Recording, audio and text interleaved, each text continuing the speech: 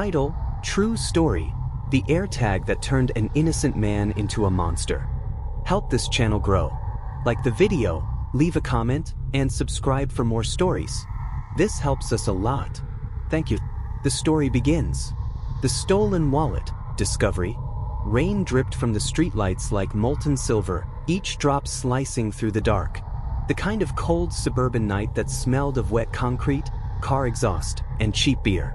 Somewhere in the distance, music pulsed, a muffled bass line from a house party still alive after midnight.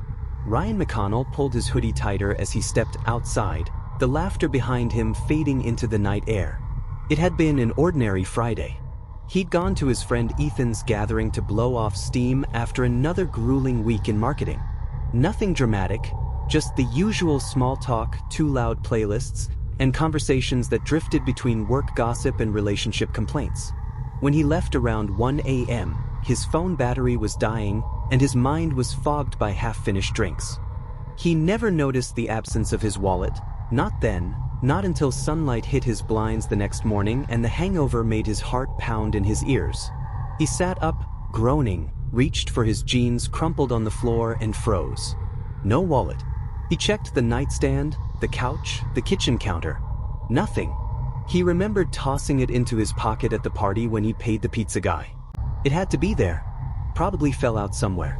Annoyed, he stumbled toward his desk to grab his phone, rubbing his temples. As he unlocked it, a half-awake thought hit him: the AirTag. He'd bought one months ago after seeing those viral videos of people tracking down stolen cars and lost luggage. "You never know," his roommate had said, laughing. Now, those words crawled back into his mind. He opened Find My iPhone. A tiny gray circle blinked on the map. Then, with a quiet chime, it turned blue, active. The wallet wasn't at the party house anymore. It was pinging from across town, inside a local gym. Ryan squinted at the screen, confused. The gym was about 15 minutes away. He didn't know anyone who went there. For a second, he thought maybe someone found it and dropped it off at Lost and Found. Maybe the AirTag signal was just glitching. Still, curiosity pushed through the hangover. He grabbed his car keys. The roads were empty, slick with rain. Every traffic light seemed to last forever. The gym stood on the edge of a strip mall, its neon sign buzzing faintly, casting pale light onto the puddles. He parked close, his breath fogging the glass as he looked through the windshield. Rows of treadmills glowed under sterile white lights. Only a few silhouettes moved inside. He pulled up the app again. The blue dot pulsed strong. The wallet was right there, inside. His heartbeat quickened. Relief mixed with suspicion. He stepped out, hoodie up, the chill biting his skin. The front desk attendant looked half asleep. "Hey," Ryan began, trying to sound casual. "I think someone turned in a wallet last night. Brown leather, small." The guy frowned, checked a drawer, then shook his head. "Nothing like that, man. You can leave your name if you want." Ryan forced a polite smile and nodded, but his stomach knotted. He stepped aside, pretending to text while glancing at his phone. The dot was still there, 10 meters ahead. He walked toward the glass wall separating the lobby from the gym floor. And then, the dot vanished. Offline. He blinked, refreshed the screen, swiped down again and again. Nothing. The timing was too perfect. It had disappeared the exact second he'd stepped inside. He backed away slowly, glancing around. Only a couple of people were working out. A man on a treadmill, a woman stretching. Nobody looked suspicious. The fluorescent lights hummed overhead like an interrogation room. Outside, the rain had stopped, but the air was colder. He circled the building, peering through fogged windows, heart thudding harder with every step. There was no sign of his wallet, no glint of leather, no familiar face. Just his reflection, staring back at him through the glass. Back in the car, he exhaled, long and shaky.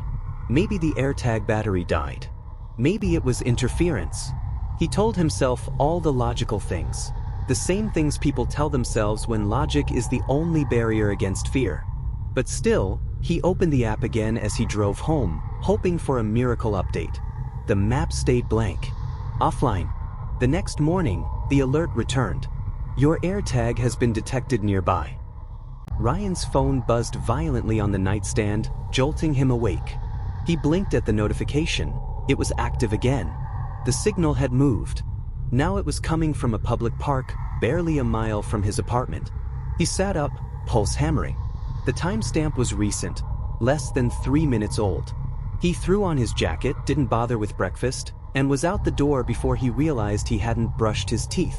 The park was quiet. Overcast skies dulled every color. Children's swings creaked in the wind, and fallen leaves gathered at the edges of the fountain. Ryan's phone buzzed as he got closer. The AirTag was right there, near one of the benches.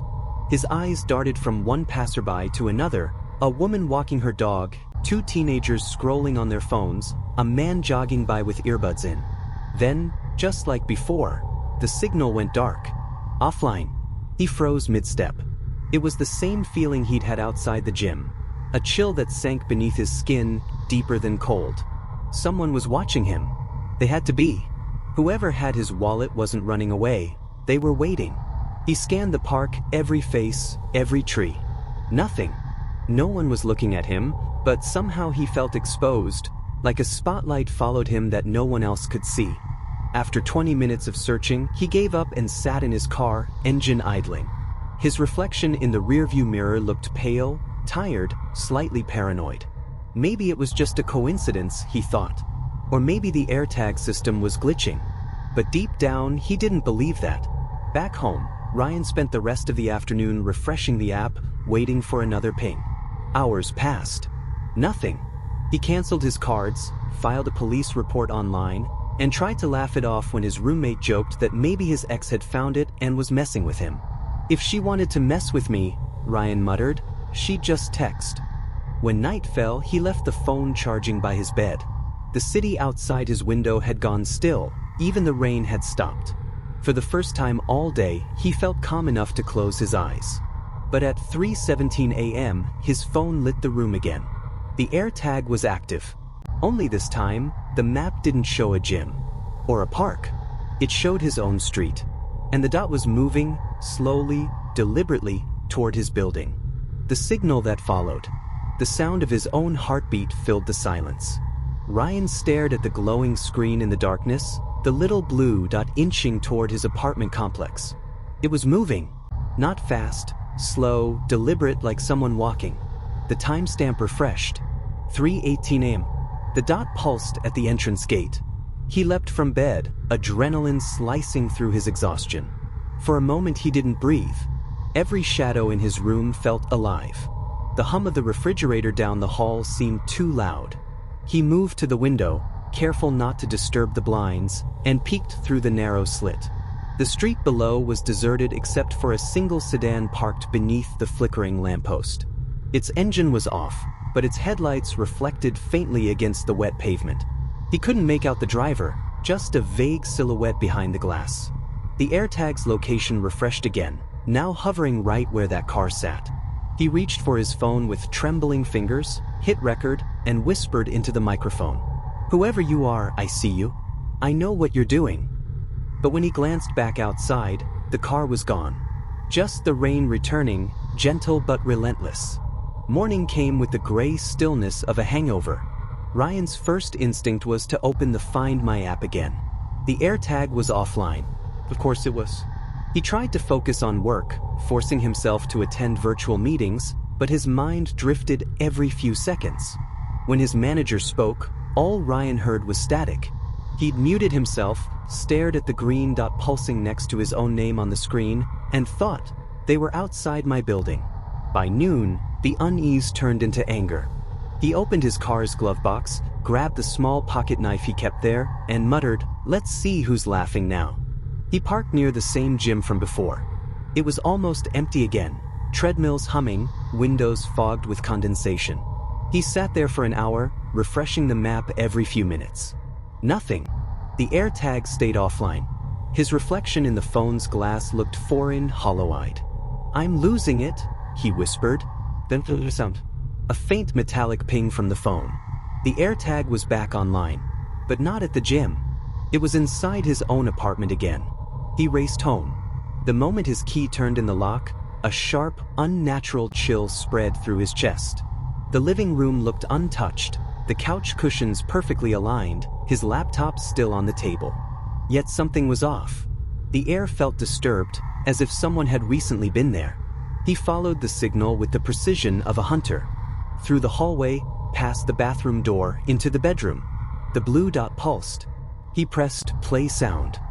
A faint chirp echoed from somewhere close, under his bed maybe, or the dresser. Ryan dropped to his knees, yanked open drawers, tore through piles of clothes. Nothing. He flipped the mattress, pressed play sound thing. The chirp came once, then cut off. When he looked back at the screen, the AirTag had gone offline. He sat on the floor, chest heaving, sweat soaking through his shirt. The rational part of him screamed that there had to be a mistake. Maybe another AirTag nearby was triggering false notifications. Maybe Apple's system glitched. But another part, primitive, whispering, told him something darker. Someone was inside your home. 2 nights later, it happened again. He was asleep when a crash downstairs shattered the quiet. The sound of breaking glass. For the first 3 seconds, he thought he was dreaming. Then came the unmistakable creak of a floorboard. His breath hitched. He rolled out of bed, reached for his phone, and called 911 with shaking hands. "Someone's in my house," he whispered. "Stay on the line," the dispatcher said. "Can you lock yourself in a room?" He bolted into the bathroom, locked the door, crouched behind it. The dispatcher's voice buzzed faintly through the phone. Below him, drawers slammed open. Papers rustled. Footsteps shifted, heavy and methodical. Then silence. He waited, holding his breath. His pulse pounded so loudly he thought whoever it was could hear it. After what felt like an hour, but was probably 6 minutes, the dispatcher said officers were en route. By the time the police arrived, the intruder was gone. The front window shattered. His laptop, monitor, and a few electronics missing. One officer, a tired man with a gray beard, examined the glass and sighed. "You're lucky you weren't downstairs," he said. "These guys don't usually stop at theft." Ryan tried to explain about the AirTag, but the officers exchanged a look that said another paranoid tech guy. "File a report," one muttered, writing in his notepad. "And maybe stop using those things. Half the stalkers we catch are using AirTags now." They left him standing in a ruined living room, staring at the rain pouring through the cracked window. For a long time he didn't move. He just listened to the dripping water, the hum of the fridge, the hollow quiet where his life had been. By morning, he convinced himself it was random. A break-in. Nothing more. But deep down, a part of him kept whispering. The AirTag was inside. He checked his phone one more time, half hoping the app would prove him wrong. The signal was gone. Days passed. He tried to resume his routine. Wake, work, eat, scroll, sleep. But every few hours he'd open the app. Still nothing. Each time he closed it, he felt a little safer. Until the night it returned. It was Friday again, exactly a week after the first incident. He was getting ready for bed when the alert buzzed. "AirTag detected near you." The serial number matched his missing wallet. The map showed it in a bar across town, a place he'd been to only twice. Against every ounce of common sense, he grabbed his coat and keys. The bar was crowded, music loud, lights strobing. He stood at the entrance, scanning faces, pretending to text. The AirTag was still online. The signal arrow pointed deeper inside, near the booths. He took a step forward. Then, before his eyes, the dot vanished again. Offline. Something inside him snapped.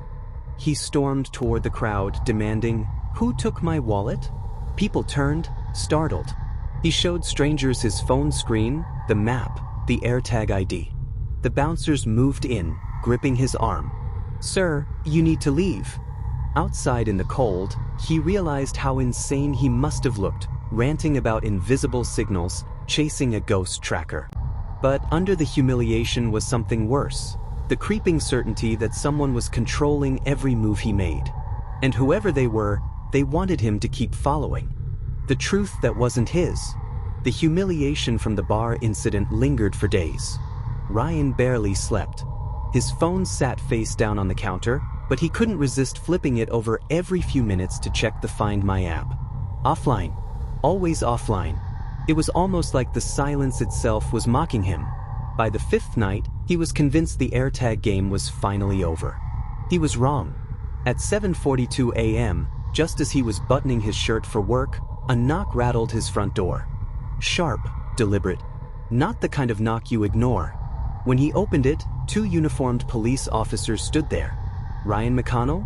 one asked. "Yes," he replied, confused. The taller officer flipped open a folder. "We have a warrant for your arrest. You're being charged with stalking and harassment." Ryan's jaw locked. He almost laughed from disbelief. "What? No, there's got to be a mistake." They didn't respond. One officer read him his rights while the other began moving through his apartment with a warrant in hand. Inside the patrol car minutes later, Ryan's mind spiraled. He tried to recall every possible scenario, every misunderstanding that could have led to this. But none made sense until they said the name. Melissa Dix. The woman who'd blocked him months ago, the one who'd once called him controlling for checking her Instagram likes. They said she had proof, photos, messages, and a handwritten journal filled with violent fantasies about her. Ryan went cold. "I don't even own a journal," he whispered. At the station, they showed him the evidence. Dozens of text messages apparently sent from his number, all threatening, obsessive, pleading for Melissa to respond. His call logs showed repeated attempts to reach her, though he hadn't dialed her number since the breakup. Then came the photos, blurry surveillance-like shots of her outside a gym, sitting at a cafe, even in her car. Every timestamp matched the locations his AirTag had led him to. And then the final piece, the journal, found in the top drawer of his dresser, under a pile of socks. Pages upon pages of his handwriting, or what looked like it. Entries detailing Melissa's routines, imagined conversations, grotesque promises of revenge. The officers read some aloud as he sat there, pale, shaking his head. "This isn't mine," he repeated. "I didn't write any of that." The detective across the table smirked, unconvinced. "You'd be surprised how many people say that."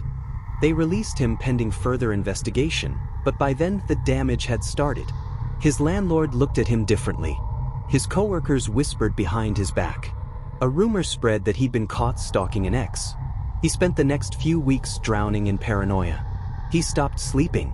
The AirTag app remained closed, but he couldn't escape the fear that someone, somewhere, was still watching. Until one night, his phone rang.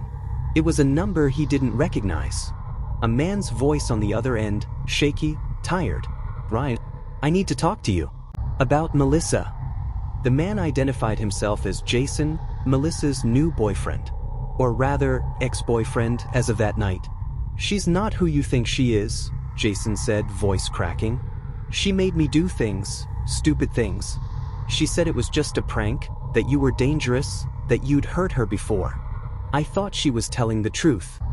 Ryan's pulse thudded. "What things?" he asked quietly. Jason hesitated. "She gave me your AirTag. Said it was proof you were stalking her. She told me to keep moving it around, take it to the gym, the park, wherever she said. She'd text me when to turn it off." Ryan froze. Every location, every offline moment, every time he'd arrived and the signal vanished. "She said it was to trick you," Jason continued, "to teach you a lesson. But then she started talking about planting things. About your apartment. That's when I realized." He stopped, voice trembling. "I didn't know she actually did it." The truth came out quickly after Jason confessed to the police. Melissa had orchestrated everything. The AirTag theft, the fake messages, even the planted journal. She'd copied Ryan's keys months earlier, sneaking into his apartment while he was at work to leave evidence that would damn him. Her motive? Control. Revenge. A twisted need to humiliate the man who'd left her. When confronted, she tried to deny it. But investigators found proof. Texts with Jason detailing the scheme, screenshots of forged messages, and photos of the journal drafts on her laptop. Ryan's charges were dropped. The court called it a case of extreme manipulation through digital means. The story made local headlines, but it never went national.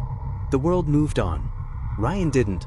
He deleted all his social media, moved 2 cities away, changed his number. For the first time in months, the AirTag notification stopped. Silence became his new comfort. He bought blackout curtains, sold his laptop, and refused to own anything with Bluetooth. But sometimes, late at night, he still heard it. That faint ping sound, the one that used to mean safety, now it meant danger. One night, as he walked home from a night shift, his phone vibrated unexpectedly. He hadn't downloaded Find My again, yet somehow, the notification appeared. AirTag detected near you. He stopped walking. The street was empty, lined with sleeping cars. The wind carried a faint metallic hum. His hands trembled as he tapped the alert. A serial number flashed on screen, one he didn't recognize. He looked around, nothing but shadows.